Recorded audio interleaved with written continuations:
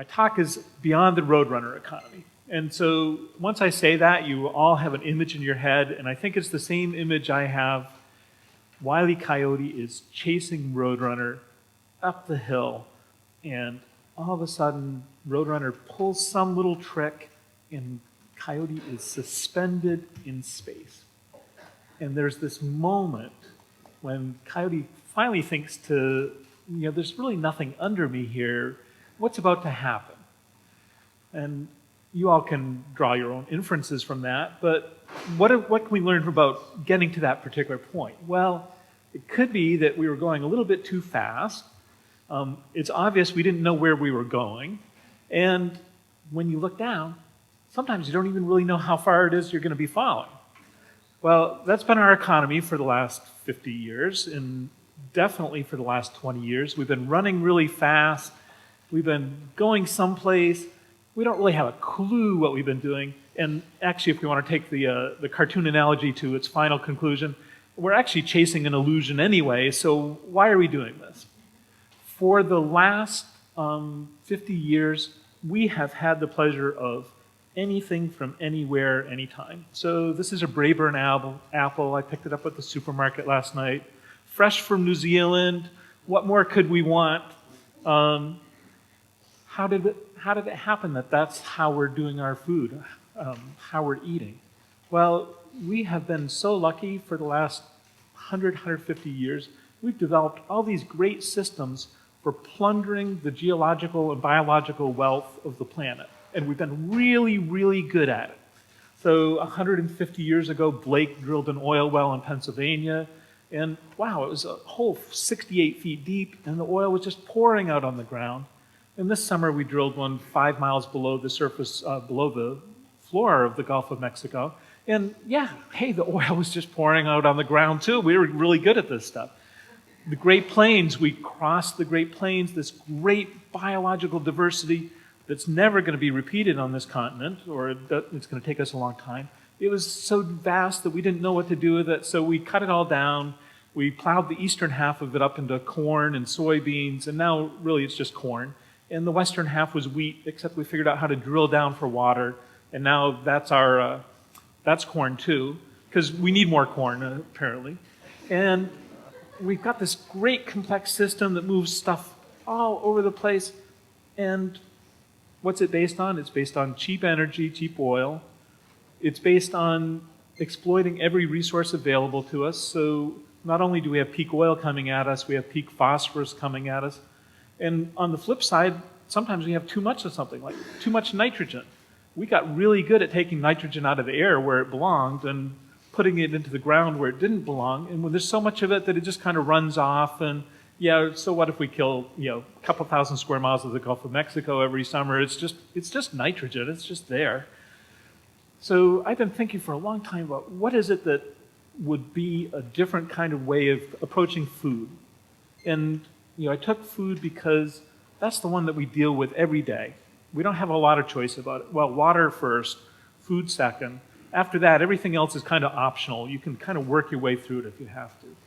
And we've been lucky in Maine. We've had all these people doing an experiment for about 40 years now. So in 1970, I'll take you back, there was one farmer's market in Maine, in Portland. It's been going since the 1790s, and that was it. So if you wanted to go to a farmer's market and you didn't go see the 3 or 4 vendors who were hanging out in the remnants of the old Portland farmer's market, you were out of luck. If you wanted whole wheat flour in Maine in 1970, you drove to Boston, because there was a natural food store in Boston, and there were none in the state of Maine. There were no supermarkets selling whole wheat flour. There's, why would anybody want to eat the brown part of the flour? There were no chefs who were featuring local food, so lots of you go to restaurants all up and down the state of Maine, and there's a tremendous diversity of food available. Well, that was not there in 1970. I can tell you, as somebody who grew up down east, first, you didn't go to restaurants, and second, when you went to restaurants, you weren't seeing anything any different from what you were going to see in the whole rest of the country. Organic farmers. Well, about that time, the organic movement really started, and there were a dozen people in the whole state of Maine who were organic farmers, and now there are 400 certified farmers and processors, and so it's 5% of the farms, 5% of the land base, 5% of the dairy farms, actually 20% of the dairy farms. And I go, wow, this is all good, because we now have 95 farmers markets. We have CSAs, community-supported agriculture. We have the first in the nation community-supported fisheries.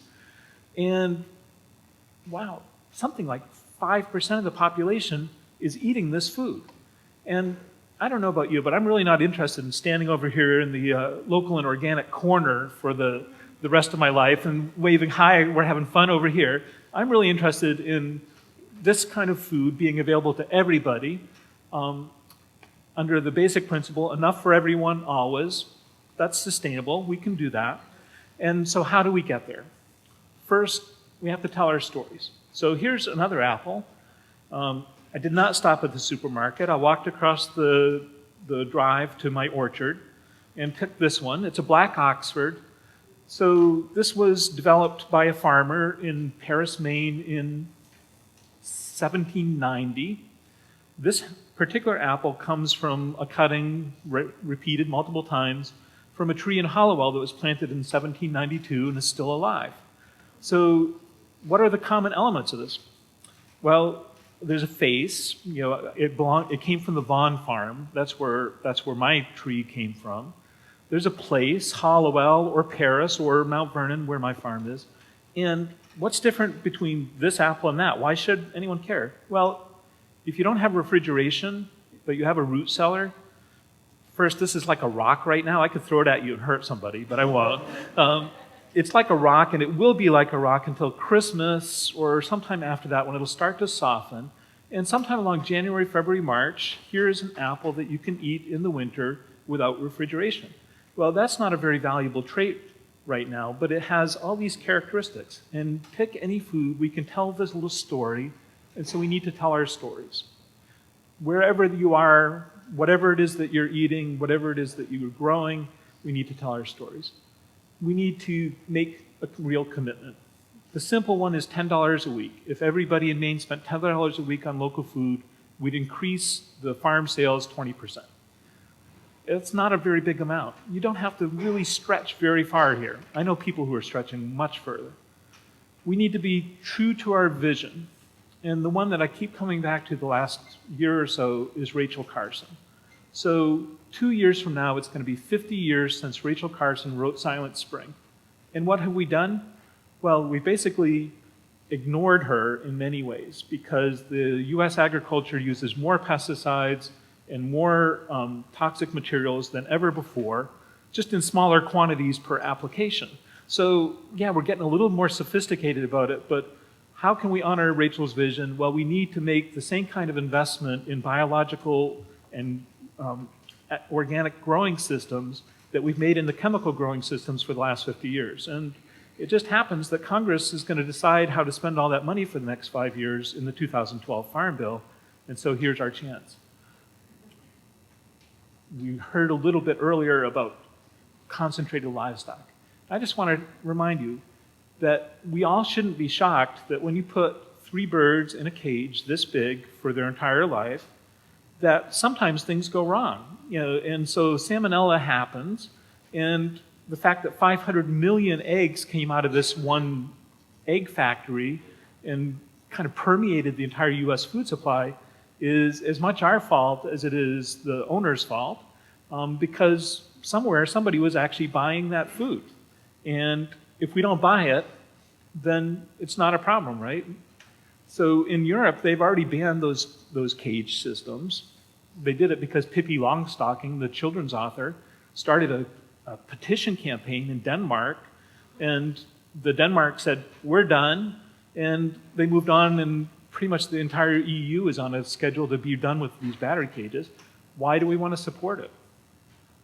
Concentration. Some friends of mine at the University of Missouri did a little study looking at trends and said that somewhere right around now, 5 companies are going to control the retail grocery market. Not in the United States. This is 5 companies are going to control the retail grocery market in the entire world. Only one of them is a United States one. You can kind of guess which one that's likely to be. Again, Why is it that we want to be supporting and encouraging those? So what's our strategy?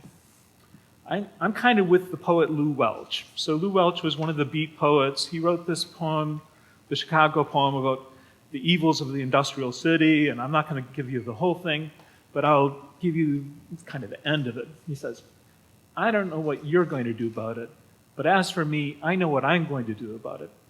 I'm going to walk away. Maybe a small part of it will die if I'm not around feeding it anymore. So part of what we have to do is just stop supporting the things that we don't believe in. We have to just step away. And so what does this new economy look like, the one that's kind of beyond the Roadrunner economy? Well, if we can get Wile E. Coyote to slow down a little bit, to be really clear about where it is he's going, and when he starts to fall, when we start to fall, there's someone there to pick us up. That's what we all need. Thank you.